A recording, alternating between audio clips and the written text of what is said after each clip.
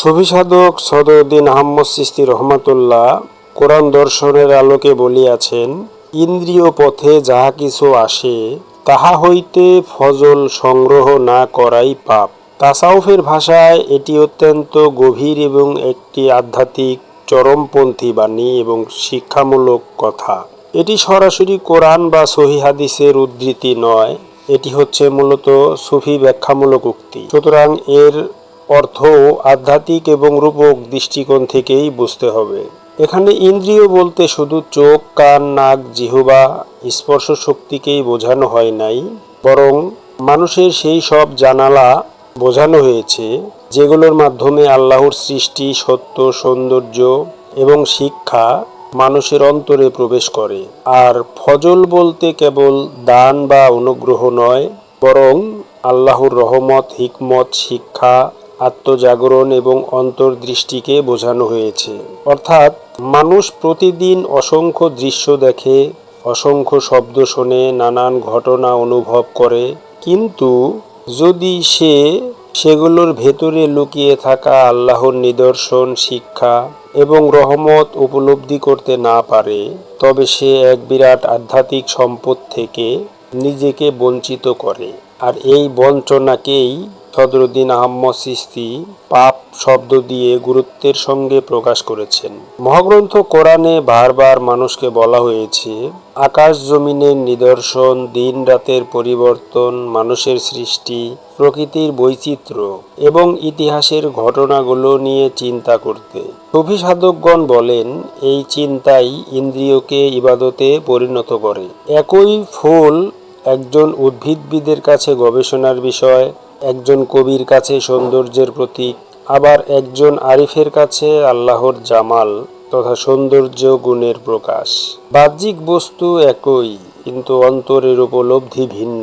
তাই ফজল সংগ্রহ করা মানে বাহ্যিক রূপের আড়ালে নিহিত অর্থ এবং সত্যকে গ্রহণ করা। চোখ যদি শুধু রং রূপ দেখে কিন্তু স্রষ্টার শিল্পকর্ম না দেখে, তবে সেই চোখ আংশিকভাবে দেখেছে। কান যদি শুধু শব্দ শোনে কিন্তু সত্য, উপদেশ এবং প্রেমের আহ্বান না শোনে, তবে সেই কান তার প্রকৃত কাজ সম্পন্ন করেনি। আর জিহ্বা যদি শুধু স্বাদই গ্রহণ করে কিন্তু কৃতজ্ঞতা না শেখে, তবে সেই স্বাদও অপূর্ণ।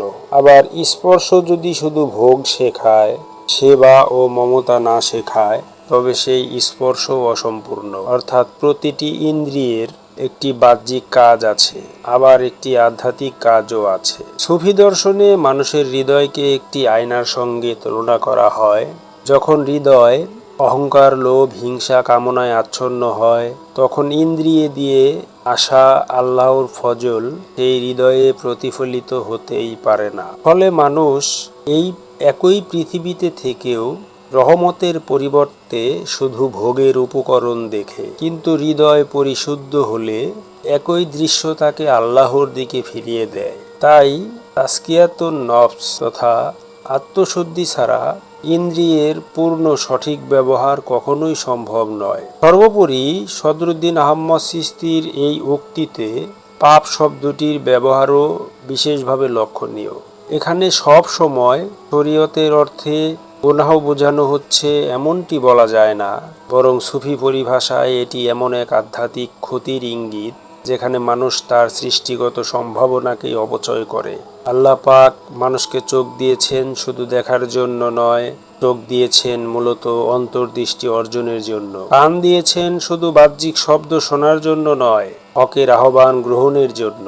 হৃদয় দিয়েছেন শুধু অনুভবের জন্য নয়, তাকে পরিশুদ্ধ তথা চিনবার জন্য। এই দায়িত্ব অবহেলা করাই এখানে পাপ হিসেবে চিহ্নিত হয়েছে। রুমি রহমাতুল্লাহ প্রায় একই ভাবধারা প্রকাশ করেছেন।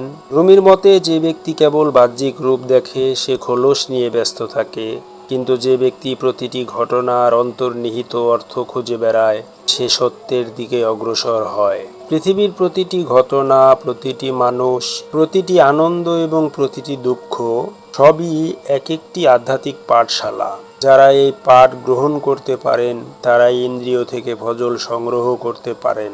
আমাদের দৈনন্দিন জীবনের উদাহরণ নিলে বিষয়টি আরো স্পষ্ট হয়। একজন মানুষ সূর্যোদয় দেখে শুধু দিনের শুরু মনে করতে পারে। আবার অন্যজন একই সূর্যোদয়ে আল্লাহর রহমতের ঘোষণাও দেখতে পারে। কেউ কেউ মৃত্যু সংবাদ শুনে কেবল শোক পালন করে, আবার কেউ নিজের পরিণতির কথা ভেবে আত্মসংশোধনের পথেও ফিরে আসে। আবার কেউ একটি শিশুর হাসিতে শুধু আনন্দ দেখে, আবার কেউ সেখানে আল্লাহর রহমতের কোমল প্রকাশ উপলব্ধিও করে। এই দ্বিতীয় দৃষ্টি ফজল সংগ্রহের দৃষ্টি। পরিশেষে বলা যায়, সুফি সাধক সদরুদ্দীন আহমদ চিশতীর এই বাণীর মূল শিক্ষা হলো, মানুষের প্রতিটি ইন্দ্রিয় আল্লাহর একটি আমানত। এগুলোকে শুধু ভোগের উপায় হিসেবে ব্যবহার করলে মানুষ তার প্রকৃত উদ্দেশ্য হারিয়ে ফেলে।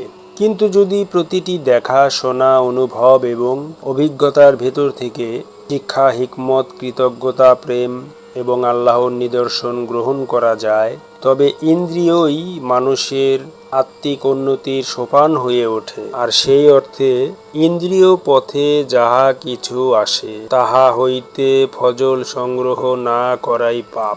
এটি মানুষকে বাহ্যিক জগতের আড়ালে নিহিত আধ্যাত্মিক সত্য আবিষ্কারের এক গভীর আহ্বান করে।